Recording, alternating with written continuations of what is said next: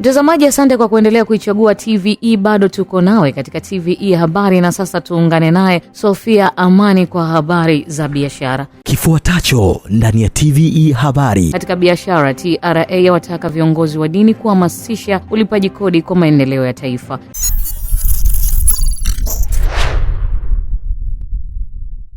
Asante sana mtazamaji wa TVE kwenye habari za biashara. Leo tunaeleza kuwa mamlaka ya mapato Tanzania TRA imewataka viongozi wa dini nchini kutumia majukwaa yao kuhamasisha ulipaji wa kodi na kuzingatia maadili katika utekelezaji wa wajibu huo, ikieleza kuwa hatua hiyo itasaidia kuongeza mapato ya ndani na kuharakisha utekelezaji wa miradi ya maendeleo pamoja na utoaji wa huduma muhimu za kijamii. Akizungumza jijini Dar es Salaam katika kongamano la maadili katika ukusanyaji wa kodi lililowakutanisha TRA na viongozi wa dini, naibu kamishna mkuu wa TRA Mcha Hassan Mcha amesema kodi ni nguzo ya maendeleo ya taifa na kwamba ushirikiano wa viongozi wa dini utasaidia kujenga jamii inayozingatia uzalendo, uwajibikaji na uadilifu katika masuala ya kodi, katika kulea na kukuza maadili ya jamii nzima.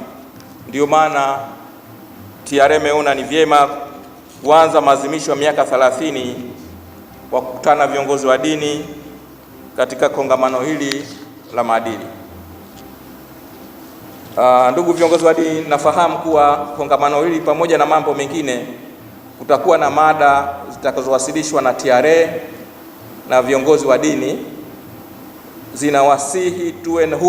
Ninawasihi tuwe huru kutoa maoni, ushauri, mapendekezo yanayohusu mada husika pamoja na namna bora ya kuboresha maadili ya watumishi wa TRA na walipa kodi kwa jumla. Aidha, viongozi wa dini wameahidi kuendelea kushirikiana na TRA katika kuelimisha jamii kuhusu umuhimu wa ulipaji wa kodi, wakisema hatua hiyo itasaidia kujenga imani kati ya wananchi na serikali pamoja na kuchochea maendeleo ya kiuchumi na kijamii. Mwenyekiti wa Jaimat Sheikh Alhadi Musa amesema maadili katika ukusanyaji wa ulipaji wa kodi ni msingi wa maendeleo ya taifa na kwamba viongozi wa dini wataendelea kuhamasisha waumini kutekeleza wajibu wao na kuchangia maendeleo ya nchi. Jumla ya mambo ambayo Mwenyezi Mungu anayapenda na kuyaridhia ni kulipa kodi. Kwa hiyo mtu wa TRA anapokwenda kukusanya kodi ajue anakwenda kufanya ibada, na yule ambaye anayedaiwa ile kodi naye anatakiwa ajue na aamini kwamba mnafanya ibada kwa kulipa hii kodi, wanashirikiana katika kheri. Isiyo kwamba mtu wa TRA akija kwako wewe mfanya biashara katika eneo lako ukaona sasa kama umejiwa na malakul maut, malaika mtoa roho, sasa huyu ndo Azraili mwenyewe, kama vile amekuja kukutoa roho, hali ya kuwa amekuja kufanya ibada na wewe, ibada ya kukusanya kodi ambayo itarudi kwa fukara wal masakini, itarudi kwa mafakiri, itarudi kwa maskini, itarudi kwa wananchi. Itajenga barabara, itajenga vituo vya afya, italeta maji, italeta umeme na kadhalika na kadhalika. Hiyo kodi yako ambayo ni haki ya Mwenyezi Mungu inayotoka kwako kwenda kwa viumbe wake wengine.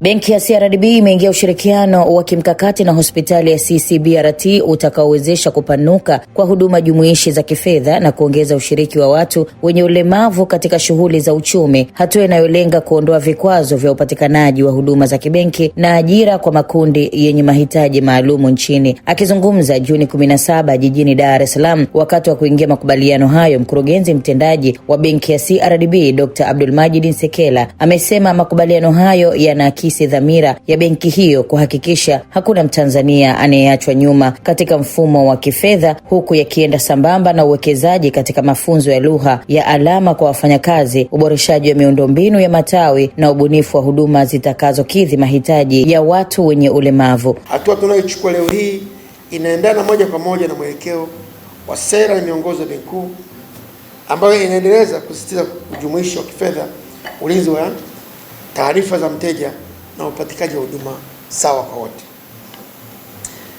Kupitia mpango wa 3 wa taifa wa huduma jumuishi za kifedha 2023-2028, sekta ya fedha imewekewa msisitizo wa kuhakikisha makundi yaliyokuwa nyuma, wakiwemo watu wenye mahitaji maalum, wanajumuishwa kimkakati na taasisi za benki, CRDB ikiwa mojawapo, na tunayachukulia kama fursa ya kuendeleza kuonyesha uongozi katika sekta ya fedha.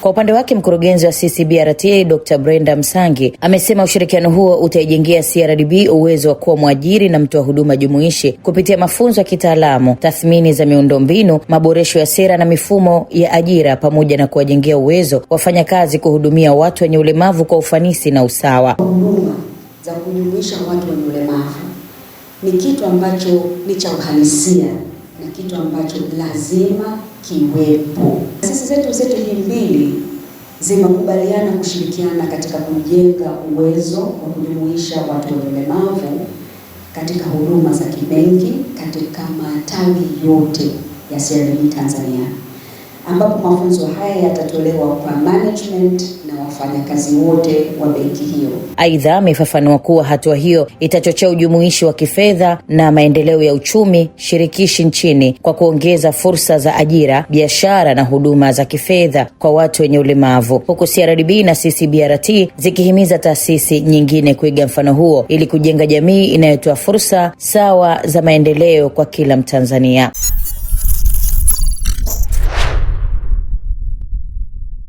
Na zaidi ya wananchi 15,000 wa kata ya Nyaruyeye wilayani Geita pamoja na kata ya Chinangali mkoani Dodoma wameweza kuunganishwa na huduma za mawasiliano ya internet baada ya kukosa huduma hiyo kwa miaka mingi, hatua ambayo iliathiri ukuaji wa maendeleo ya kiuchumi kwa wananchi hao. Wananchi hao ni kutoka vijiji vya Nyaruyeye pamoja na Chinangali ambavyo vimepatiwa minara miwili ya mawasiliano kutoka kampuni ya Airtel kupitia utekelezaji wa ujenzi wa minara zaidi ya 700 iliyotiwa saini na Rais Dr. Samia Suluhu Hassan. Katika wilaya ya Nyaruyeye wilayani Geita, mtendaji wa kata wa Nyaruyeye Shedrack Robert pamoja na meneja wa Airtel kanda ya Geita Joseph Mushi wamesema changamoto za mawasiliano zilikuwa zikikwamisha shughuli za maendeleo na kupunguza upatikanaji wa taarifa na huduma za mtandaoni. Hivyo hatua ya ujenzi wa mnara huo ni sehemu ya kutatua changamoto hiyo kwa kudumu. Hapa mambo ni mazuri na sasa hivi hakuna kitu kinachosumbua tena kwa upande wa Airtel. Kwa hivyo tunaomba tu ziwe sasa ni zikitokea changamoto hasa Airtel wawe wanaweza kutatua kwa haraka, kwa sababu wananchi walio wengi huku wanatumia sana simu.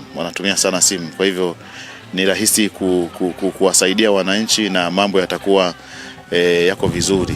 Kwa hivyo tunawashukuru sana Airtel. Kwa upande wake meneja wa Airtel kanda ya kati Gibson Mfuankie amesema katika mkoa wa Dodoma mnara umejengwa katika kata ya Chinangali ili kuwawezesha wakazi wa Dodoma kuendelea kunufaika na uwekezaji huo, ikiwa ni sehemu ya mkakati wa kampuni wa kuhakikisha wananchi wa vijijini hawabaki nyuma katika uchumi wa kidigitali. Tuna uhakika kabisa kwa kuwasha huu mnara vijiji vyote 4 tumeweza kufikishia mawasiliano. Vijiji vyote 4 tumeweza kufungua fursa za kibiashara. Vijiji vyote 4 tutavifikia kuhakikisha kwamba tunaenda kutengeneza idadi ya mawakala kule ili wateja wetu na wakazi waweze kupata huduma za Airtel Money. Vijiji vyote 4 tunaweza kwenda pia kufungua fursa za wafanyabiashara, kuweza kufungua Airtel Money branch, kuwa na vioski kwa ajili ya kufanya biashara ambazo mawakala wetu wanaweza kwenda kupata huduma ya kuweka na kutoa ili kuweze kuhakikishia kwamba huduma zetu za Airtel Money zipo, ni hakika na ni rahisi zaidi. Nao baadhi ya wananchi wa maeneo hayo yaliyopewa huduma za mawasiliano wakizungumza wameishukuru hatua hiyo kwa kuwa itawasaidia kupunguza muda mrefu wa kufuata huduma hiyo katika maeneo ya mbali na maeneo wanayoishi. Tunapenda kuwashukuru kwa kutuletea mnara wa Airtel. Mwanzo tulikuwa na changamoto kwa kweli kuhusu kupokea hela, kutuma hela, mawasiliano tulikuwa tunahangaika sana. Lakini sasa hivi tunawashukuru kwa kweli, yani sasa hivi hata nikiwa shimoni napokea message, napigia mtu. Nawashukuru kwa kweli, asanteni. Zamani tulikuwa tunasumbuka, kwa mfano kama una Airtel Money unahangaika kutoa hela, unakuta hela iko kwa Airtel Money mtandao haushiki mara nini. Asante sana mtazamaji wa TVE. Hayo ndiyo yaliyojiri kwenye habari za biashara kwa siku ya leo. Nikushukuru sana Sofia Amani kwa habari za biashara. Mtazamaji, hii ni TVE habari na mimi ni Miriam Mlaponi, na ndio tunafikia mwisho wa habari za nyumbani. Tupate mapumziko mafupi kisha tuzitazame habari za kimataifa. Mimi ni Miriam Mlaponi, asante na endelea kuwa nasi.